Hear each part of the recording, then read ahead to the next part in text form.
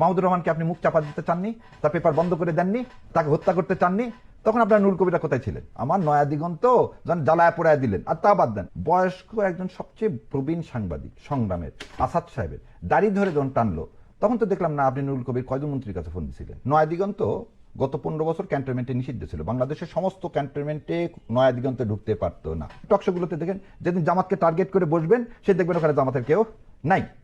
কার কাছ থেকে আমরা মুক্ত হইনি? আমরা তো পাকিস্তান থেকে সরে আসছি, তা আমরা মুক্তটা হইনি কার কাছ থেকে? আমাদেরকে বিচ্ছিন্ন করা হয়েছে ভারতের গোলামি করার জন্য না, কিন্তু ভারত সেটাই চাইছে। তরুণ তুর্কি শরীফ ওসমান বিন হাদির মৃত্যু বা হত্যার কথা যেটা বলছি, এটা নিয়ে মানুষ খুবই কষ্ট পাচ্ছে। মানে এত কষ্ট আমরা হয়তো জনপ্রিয়তা দেখিনি বটে। এখানে আরেকটা অত্যাশ্চর্য বিষয় তার জানাজাকে নিয়ে, মানে এত মানুষ, কেউ কেউ মানে এটাকে তুলনা করতে চায়, মানে এত মানুষ হওয়ার পেছনে কারণ কি হতে পারে আপনার দৃষ্টিতে? শোনেন, আল্লাহ রসুল বলে গেলেন জানাজায় প্রমাণ করবে তুমি পৃথিবীতে কি করে গেছো, পৃথিবীতে কি করে গেছো জানাজায় প্রমাণ করবে। আমাদের একটা মুসলমান কি চাই? যেদিন জন্মগ্রহণ করছি সেদিন আমাদের এক কানে আজান দেওয়া হয়েছে, আর এক কানে ইকামত দেওয়া হয়েছে। সেটা কি? জীবনের শেষ দিনের কি জানাজার জন্য। আমি কাউকে অসম্মান করে বলতেছি না, আমি তো সম্মান করে বলতেছি। প্রতিটা মুমিন মুসলমানেরই ইচ্ছা তার জানাজাটা এরকম হাদির মতো হোক। হাদি কি প্রধানমন্ত্রী ছিলেন না, রাষ্ট্রপতি ছিলেন না, বড় কোনো দলের নেতা ছিলেন না। যে ছেলেটা লিফলেট বিক্রি করতো, যার বিলি করতো, যে লিফলেটটা মানুষ ফিরিয়ে দিছে, যার গায়ের উপরে ময়লা পানি দিছে, সেই লোকটাকে আপনি বুকে ধারণ করলেন কেন? 71 সালে যে বাংলাদেশিরা মুক্তিযুদ্ধ করছে, তারা ধারণ লালন পালন করতো ইসলাম। ইসলামের বিরুদ্ধে আমরা মুক্তিযুদ্ধ করিনি। আজকে যে ন্যারেটিভটা অন্যরা তৈরি করতে চাচ্ছে যে আজকে হাদি কি বলছে, হাদি কি চাইছে, ইনকলাব মঞ্চ মানে কি, ইনকলাব মানে কি, ইনকলাব অর্থটা কি? তার মানে আমরা ইনকলাবকে ধারণ করছি। আমাদের যে আন্দোলন, আমাদের যে মুভমেন্ট, সেটা কিসের জন্য? ধর্মভিত্তিক রাষ্ট্র কোথায় পেলেন? ইসলাম কায়েম মানে কি ধর্মভিত্তিক রাষ্ট্র? ওনার ফিলোসফিটা সমস্ত মানুষের, এই যে জানাজা দেখলেন, দিস এ রিফ্লেকশন। এই জানাজায় তো সব জেলা থেকে কি লোক নিয়ে আসা হয়েছে, ট্রেন বাস কিছুতে করে না? ওখানে গেলে কি হালুয়া রুটি পাওয়া যাবে না? ওখানে গেলে কি চান্দা দেওয়া হবে না? ওখানে যে আপনি কি হবে, ওখানে থেকে খালি আপনি কি করতেছেন? আপনি ঢাকা শহরের সমস্ত মানুষের মধ্যে ধরেন আপনি 14 থেকে 15 লক্ষ লোক, এবং এই 14 থেকে 15 লক্ষ লোককে আনার জন্য কি আপনি কোনো ট্রান্সপোর্ট দিচ্ছেন? না, পকেটে পয়সা খরচ করে একটা ভালোবাসার জন্য। কি ভালোবাসার জন্য? আমরা সবাই এই দেশে ইসলাম কায়েম করতে চাই। আমরা এই দেশে এটাই হচ্ছে হাদির প্রতি আমাদের সম্মান। আমাদের যে আধিপত্যবাদের বিরুদ্ধে, এবারে নির্বাচন হচ্ছে ভারতীয় আধিপত্যবাদের বিরুদ্ধে। ভারতীয় আধিপত্যবাদটা কি? যাতে এই দেশে ইসলাম কায়েম না হয়। ইসলাম কায়েমটাই হচ্ছে ভারত দেখতে পায় না, ইসলাম কায়েমটা প্রথম আলো দেখতে পায় না, ইসলাম কায়েমটাই ডেইলি স্টাররা দেখতে পায় না। সো হাদিকে মানুষ কেন ভালোবাসছে, এই রিফ্লেকশনটাই জানাজাতে কি আমি কারোর সাথে তুলনা করবো না। আপনি একটা জিনিস দেখেন, যারা বলে শহীদ রাষ্ট্রপতি জিয়াউর রহমান সাহেবেরও জানাজা অনেক বড় হয়েছিল। কেন হয়েছিল? তখন কিন্তু যারা ভারতের আধিপত্যবাদ মেনে নেয়নি, কারণ উনি তালপট্টি দ্বীপ দিতে চাননি ইন্ডিয়াকে। উনি ইন্ডিয়ার সাথে প্রথম ডাইরেক্ট কনফ্লিক্টে গেলেন, সেই জন্য শেখ হাসিনা আসার 17 দিনের মাথায় উনি শাহাদাত বরণ করলেন। দুই জানাজাতে কিছু সিমিলার নিয়ে আসেন। তাহলে এই দেশের মানুষ সবসময় চায় ভারতীয় আধিপত্যবাদের বিরুদ্ধে। শহীদ প্রেসিডেন্ট রাষ্ট্রপতি জিয়াউর রহমান এদেশের কনস্টিটিউশনে বিসমিল্লাহ ঢুকালেন, ইসলামকে আল্লাহর উপর পূর্ণ আস্থা ও বিশ্বাস, এগুলো কার মধ্যে ঢুকালেন? এই কনস্টিটিউশনের মধ্যে ঢুকালেন।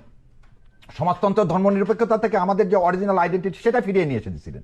সো মানুষ সবসময় চায় এটাকে, আর এটাকে কর্তৃত্ববাদীরা কি করতে চায়? আমাদের এই সংখ্যাগরিষ্ঠ 90% মানুষের মুসলমান পরিচয়টাকে সাপ্রেস করতে চায়। এই সাপ্রেস করার জন্য হাদিকে আমরা ধারণ করি যে না, আর সাপ্রেস হতে দিব না। এদেশে ইসলামের, আমরা 90% মানুষ মুসলমান, এদেশে অবশ্যই ইসলামিক রাষ্ট্র ব্যবস্থা কায়েম হতে হবে। সো এই জানাজা সেই জন্যই বলছে দুইটা স্লোগান। একটা স্লোগান কি ছিল? যে দিল্লি না ঢাকা। আমরা বলছি ঢাকা ঢাকা। কেন দিল্লি বলা হলো? দেখেন, আমরা ভারতীয় যে সাধারণ জনগণ, তাদের সাথে তো আমাদের কোনো কি কনফ্লিক্ট আছে না? আমাদের সাথে তো মানুষের সাথে মানুষের কোনো কনফ্লিক্ট নাই। দিল্লি হচ্ছে সাউথ ব্লক, যে এদেশকে সবসময় একটা করদ রাষ্ট্রে পরিণত করতে চাইছে, সে কংগ্রেস যাক আর বিজেপি যাক।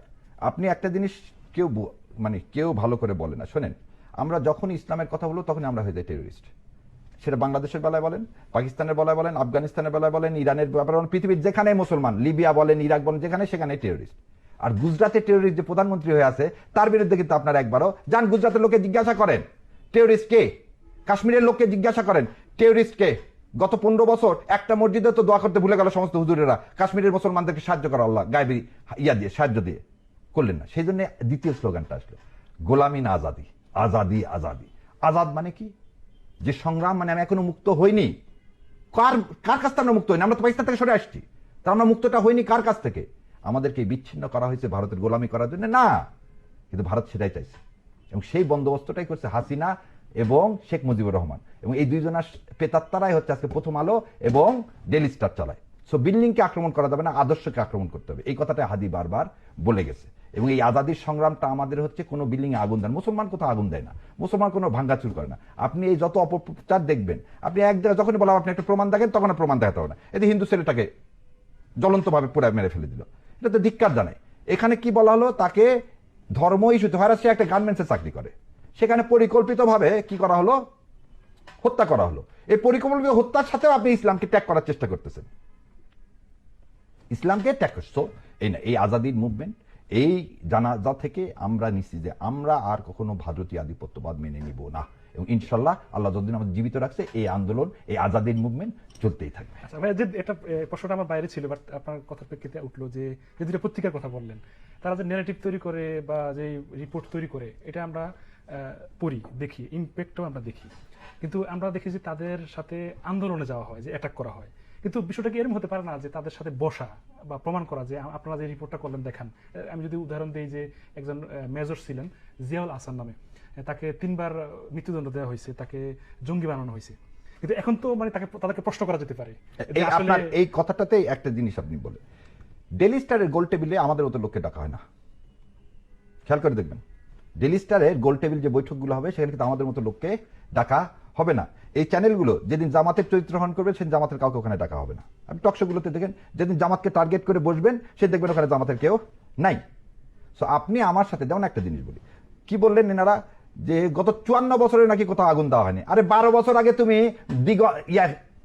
দিগন্ত টিভি বন্ধ করে দিলা, তুমি পিস টিভি বন্ধ করে দিলা, তুমি ইসলাম টিভি বন্ধ করে দিলা, তুমি নয়া দিগন্ততে আগুন দিয়ে শেষ করে দিলা। জয় বাংলা বলে আমার কথা, আপনি আজকে জয় বাংলা কি এই জায়গায় আমি যাবো না, আপনি রিসেন্ট তো আপনি 90 সালে এদের ইতিহাস বিকৃতি করতে করতে ওনাদের অভ্যাস হয়ে গেছে।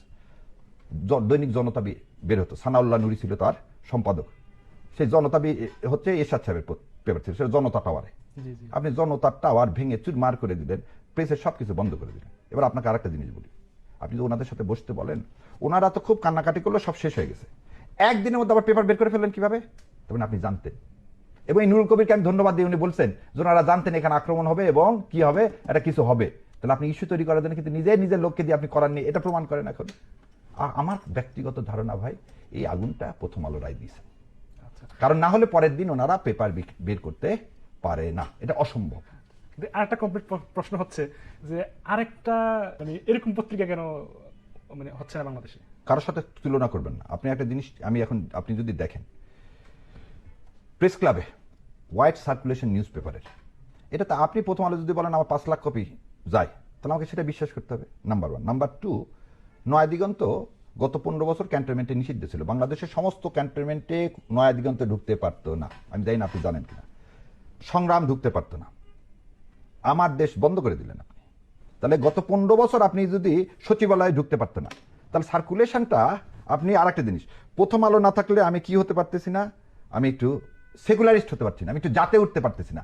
যখন আপনি এই স্ট্যাটাসে নিয়ে যান, আজকে দেখেন তো, আমার তো মনে হয় কিসের প্রথম আলো, আমার দেশ এখন সবচেয়ে বেশি হোয়াইট সার্কুলেটেড পত্রিকা, আমি যত জায়গায় যাই সব জায়গায় দেখি আমার দেশ। মাহমুদুর রহমানকে আপনি মুখ চাপা দিতে চাননি, তার পেপার বন্ধ করে দেননি, তাকে হত্যা করতে চাননি, তখন আপনার নুরুল কবিরা কোথায় ছিলেন? তখন সারারা কোথায় ছিলেন?